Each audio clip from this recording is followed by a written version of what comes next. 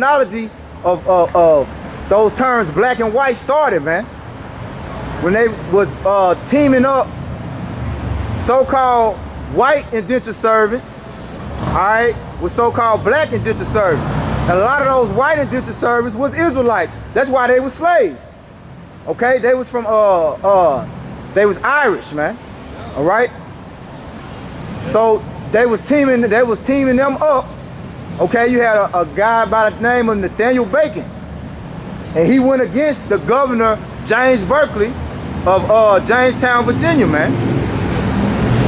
And during that rebellion, all right, he gathered the so-called black indentured servants and so-called white indentured servants together, and they fought against Gad, man. And then that story.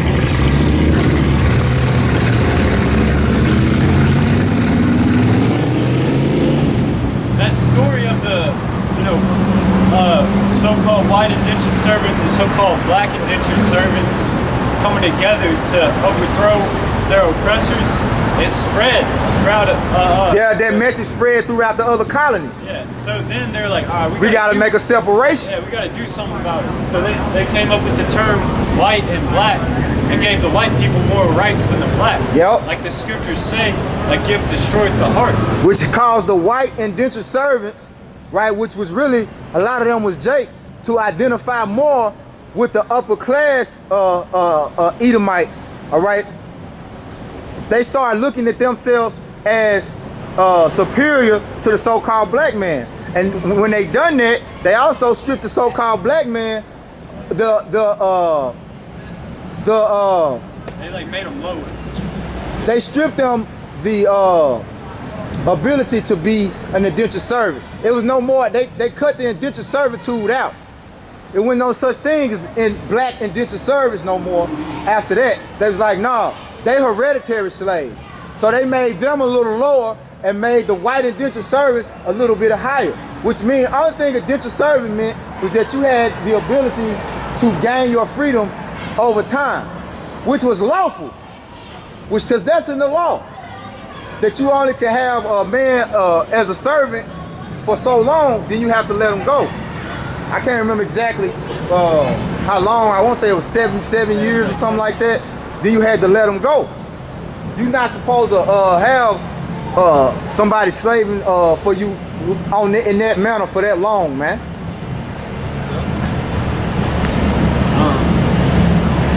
I was gonna make another point. Oh yeah, there's this comedian. His name's Reggie something. He's a Judite from Georgia. And he was talking about his experience visiting Ireland.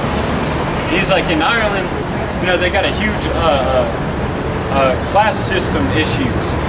He said when he tells his black people back home about it, they don't know what that means. He goes, well, he explains a class system like this. A class system is what you use to discriminate against people that look like you. He said it's just a profound racism, but just against people that look like you. So that's how they do it, man. A lot of these so-called white people or other nations that you see working construction jobs or blue-collar jobs, that's just another way of saying a plantation nigga. Yep. All right. White collar is just another way of saying house nigga. Yep. That's just like you had that thing about light-skinned niggas don't like dark-skinned niggas, dark-skinned niggas to be talking about light-skinned niggas out of style. And, you ain't really black. So you got a lot of white and you light-skinned. Jake be saying anything, man. And I see that amongst, confusion of faces. If you got really dark, we tease him and like call him a spick or a beaner or some shit, even though he was like Italian or some shit. I mean, you have that on both sides of the spectrum. I got a precept, Mark. It's Isaiah 5. I'm gonna start. Man, I'm gonna get 13. Drop down. What would you get to? Isaiah 5 and 20. Woe unto them that call evil good and good evil, that put darkness for light and light for darkness, that put bitter for sweet and sweet for bitter. Yep. Destruction unto you. You know, the scriptures also say, woe to the man that justify the wicked. Yep. I got one. Just more on there.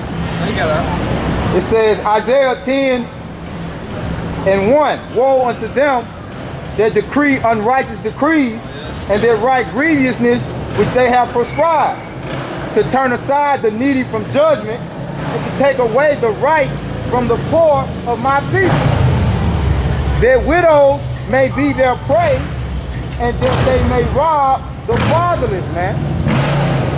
Right? And that's exactly what Esau did, all right, during the times of slavery, and he's still doing now, man. That's why you have so many single parent households where you got the woman raising up men, okay? That's robbing these kids of becoming, robbing these young men of becoming their full potential, man. Because a woman can only teach a boy so much until he gets to a certain age, then he needs his father, man. Because one thing about a male that's different from a female, a man needs that hard discipline. You know, a male needs that hard discipline. He needs to learn how to be able to do without. Because all a woman wants to do with a male is constantly nourish and nurture him. It's kind of like, you see that movie Major Pain? Y'all remember that movie Major Pain? With Tiger? And then you had, I forgot the woman name, but she played on Fresh Prince. She was Rachel on Fresh Prince.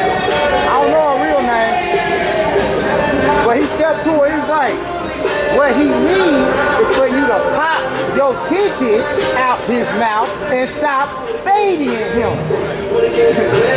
So she was like, well,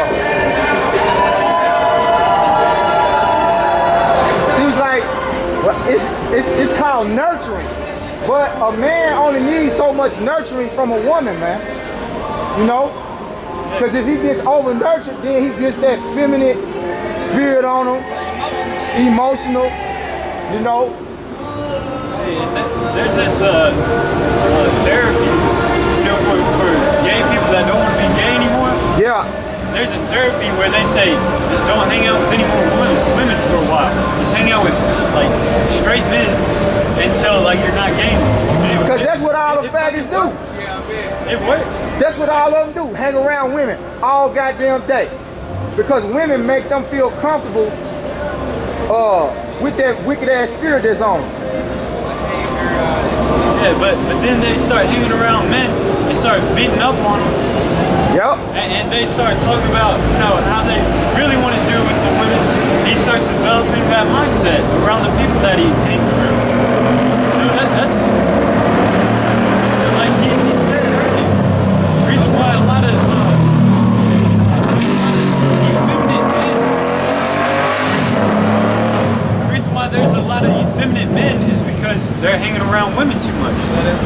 Hey, and you see that with these simps. It's like the reason why they're pussy whipped so hard is because they only spend time with their woman. If you want to gain some testosterone, that's another reason why all boys' schools will dominate the sports. Yep. It's because they're around that testosterone all day. Higher grades, higher sports teams too. More focus. Because you're not doing, because all boys' school gonna separate the men from the boys. Because when you're in them co-ed schools, right? When you got the men, male and female, you got a lot of them dudes be out there. They just be out there trying to impress some female, and they really be soft. You know what I'm saying? Be out there on the field, be out there on the field trying to roll with the big dogs.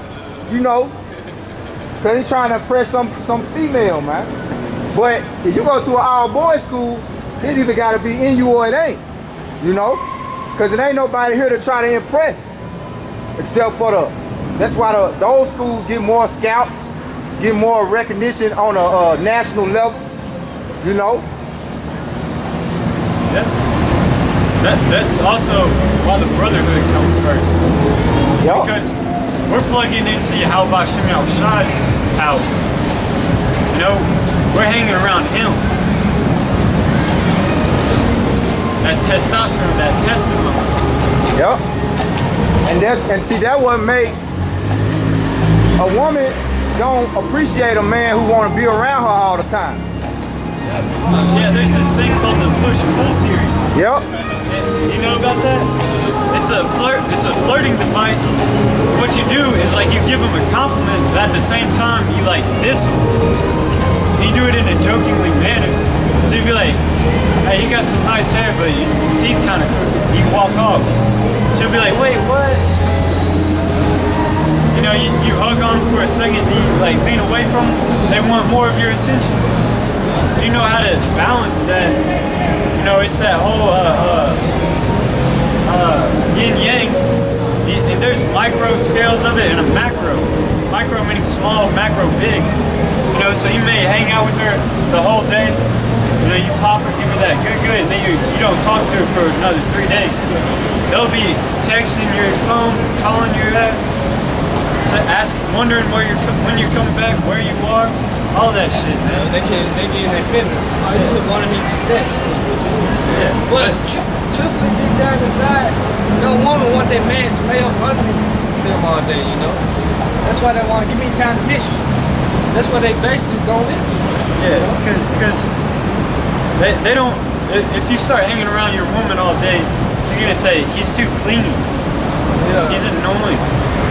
She gonna get tired of your ass. You get what she doing when she get tired. On to the next thing. That's when you get thrown into the friend zone, and she starts going after your friends, man. I got one. This Proverbs 31:3. Give not thy strength unto women, nor thy ways to that which destroy kings. And that strength can represent a number of things. It can represent your money, because money is a defense, all right? So if you start giving her all your money, you ain't gonna be paying bills, you're gonna be hungry, she's gonna take advantage of you, all right? And you're basically gonna be your servant, all right? It can also represent your wisdom, time. Time's a good one. Let's start with time. If you're hanging out with her all day, you ain't got time to do the work, you ain't got time to work, actual work, you become her servant.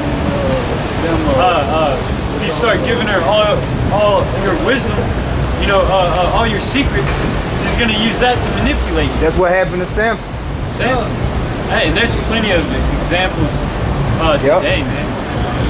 You know, you might tell her like a little issue that you have with your family. Every time y'all get in an argument from then on, she uses that against you. When in reality, a woman was supposed to be a pillar of rest. She was supposed to be that pillar that you can rely on. Go back to rejuvenate. But now they're a thorn in your side, man. Yep. And then testosterone. Every time you nut, you decrease in testosterone. Yep. You know, if you go like weeks without sex, and you eat I was looking that up today. and you eat healthy foods to build up your testosterone, they'll be naturally attracted to you. You Yep. get a natural sense of confidence. Yep. And it's also vital nutrients and minerals within your semen. I was reading that today. So that's why you will see a lot of like fighters. They'll be absent from sex, especially they know they got fights. You know, like during the time of playoffs, You will see a lot of those elite athletes. They like, I don't deal with no woman. I don't do none of that during that time, because you stronger when you abstain from women. When you hold back your semen, man. So that's another thing that's going to give not thy strength to women. Don't be caught up in the popping women all the time, man. You know, because that makes you naturally weak. It's like when you get that release, you really just be ready to go to sleep. You like, shit, you know. It's that natural NyQuil. Yeah, and it makes sense. You know, that's a life force. Semen is a life force. So why would it not take vital nutrients and minerals away from you to produce a nut? You know what I'm saying? That makes sense. So like everything the brother was going into, that's right, man. You know. Hey, that's all together too. Another reason why Apostle Paul says it's better for not to have a woman. You know. Cause like so much testosterone build up that you get a release when you need one, then it actually helps you. Yeah, because you can't overdo it. Yeah. Because the scriptures talk about burning in your lust. Yep. It's like, hey, if it comes to that level, just go ahead and lust more. Yep. Because you can have enough to repeat and still be. Yep. Still have that high energy. Yep. Because I was reading too. It's a level where you will get an automatic release. Like you don't even have to ejaculate or have sex. You can get an automatic. Like it's like a way to release without ejaculation, man. So yeah. So that, and I like, well, hell, that's probably why you see men that have wet dreams. You know what I'm saying? Because really, after that shit built up, you just have a dream and wake up. Oh shit. You know, when you was young, you used to have them all the time. You know? Yeah. And you know, when you're young, first going through puberty, you can nut like 2 or 3 times a day. Yep. You still be like full of energy. Running over kids and shit. Yep. Yep.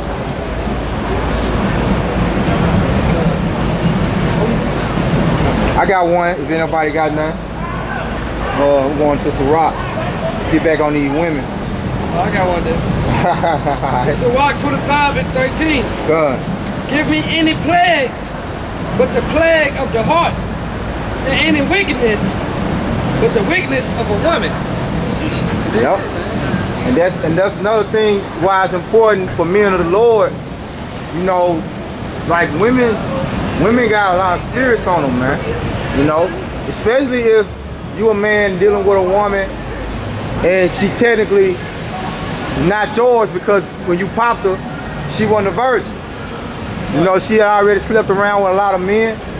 You know, these women be having a lot of spirits on them from them men. Because when a man has sex with a woman, that man and that woman become one, not just physically, but also mentally and really spiritually. You know what I'm saying?